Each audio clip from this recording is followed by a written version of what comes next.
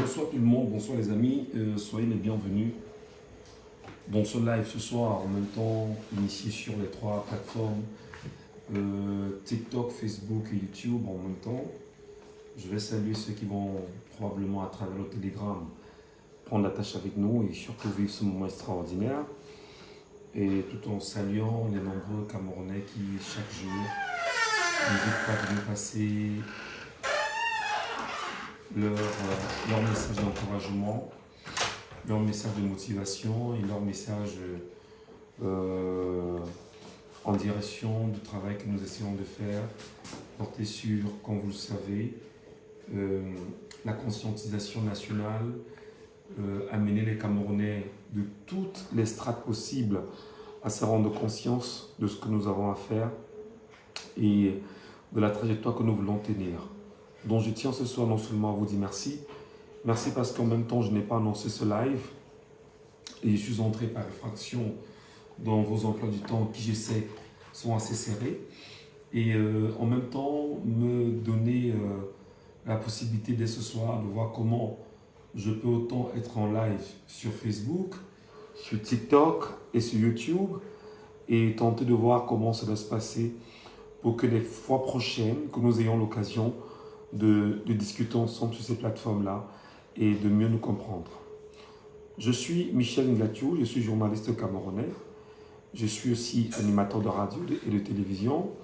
Je suis par ailleurs organisateur événementiel et spécialiste de soirées de gala. Je me fais un plaisir aussi à parler politique parce que, comme vous le savez, le moment actuel nous impose à tous une réflexion sur l'avenir politique du Cameroun, sur les réalités qui sont les nôtres pour l'avenir que nous voulons pour nous-mêmes. Et nous ne pouvons pas nous taire face à la misère dans laquelle nous sommes impliqués.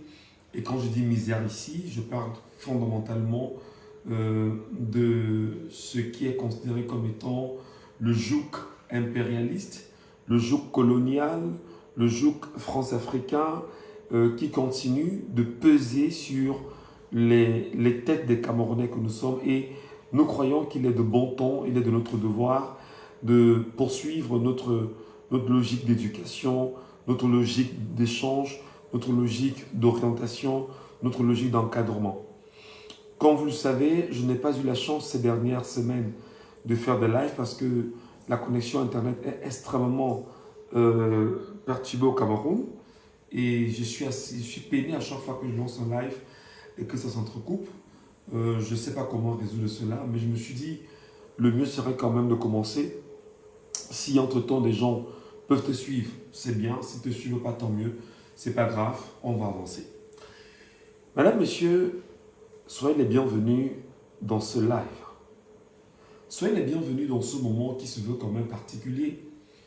Parce que nous croyons que si nous ne prenons pas la peine d'ouvrir la bouche, d'ouvrir la voix, ou du moins de faire entendre nos voix, ce sera problématique pour chacun d'entre nous dans la mesure où nous serons peut-être tenus complices ou pour complices de ce qui peut s'apparenter être des pires moments du Cameroun, sans que ceux qui sont considérés comme étant les yeux et les oreilles du peuple camerounais, journalistes, animateurs de radio, ayant choisi de travailler pour l'aile la plus conforme, celle dans laquelle, malgré les misères qu'on peut subir, on accepte, on souffre dedans, malgré les difficultés qu'on peut connaître, on accepte, on souffre dedans.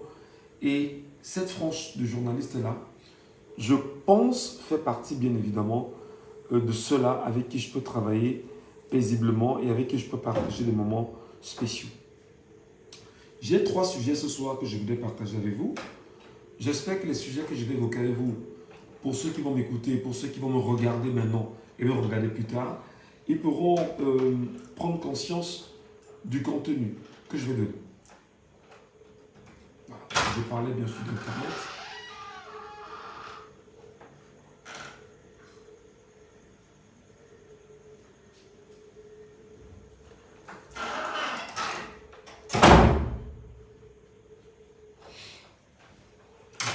Je parlais bien sûr d'Internet. Donc, il y a des bugs de temps en temps qui arrivent pour quelques secondes et parfois même pour une minute avant de se replacer. Je vais de temps à autre vous demander en toute humilité de trouver judicieux de nous accompagner malgré les bugs et que le travail que nous aurons à faire soit un travail qui se veut acceptable. 3 sujets ce soir, mesdames et messieurs, 3 sujets qui me semblent majeurs. 2025, c'est maintenant ou rien. Pourquoi Paul Biya va s'accrocher?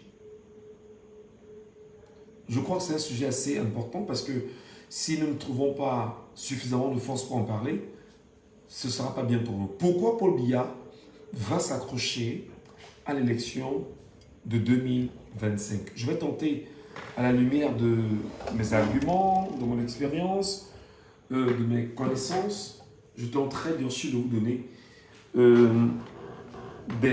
des arguments.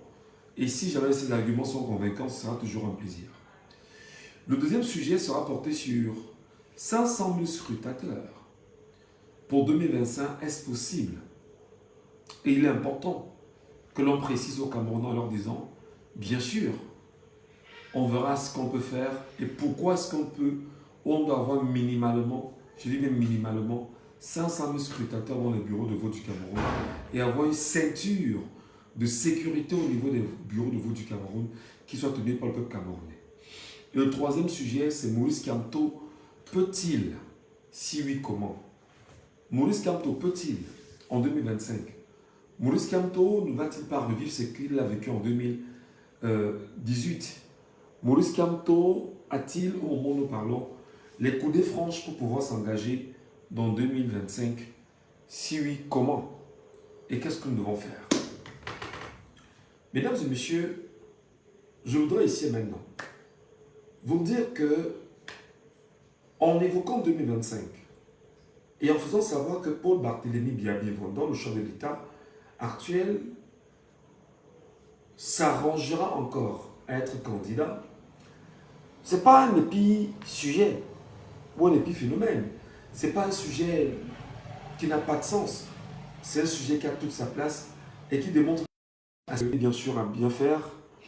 Merci de partager le live à ceux qui sont autour de vous. Merci de partager le live à ceux qui sont aussi loin de vous. Merci de partager le live afin que les quelques minutes qu'on aura passées ici soient des minutes suffisamment édifiantes, suffisamment puissantes, afin que l'impact ne s'arrête pas seulement à votre niveau, que tous ceux qui vont nous regarder, que ceux qui vont nous écouter se rendent compte que nous pouvons véritablement travailler dans le sens où nous voulons voir les choses changer.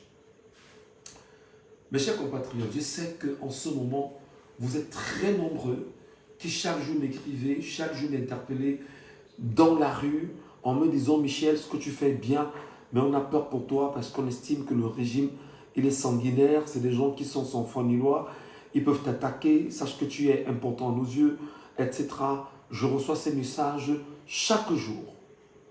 Je voudrais vous dire ici, mes amis, que ces messages de motivation, ces messages de réconfort, ces messages d'encouragement ne tombent pas dans les oreilles de sourds. Parce que même si je prends la peine de développer certains sujets, je voudrais vous rappeler qu'en tant que journaliste, il y a des paramètres qu'il faut vraiment respecter. Des paramètres dont il faut éviter, c'est l'outrage au corps constitué. Outrager veut dire insulter. Outrager veut dire des choses sur lui, peut-être qui sont de nature à le diminuer, notamment sur sa vie privée pour la plupart. Il y a la diffamation. Diffamer quelqu'un en même temps, c'est interdit, c'est proscrit.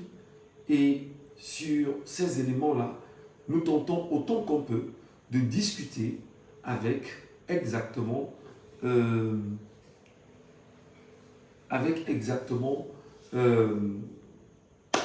voilà, les données d'analyse que nous allons mettre sur pied. 2025, c'est maintenant ou rien.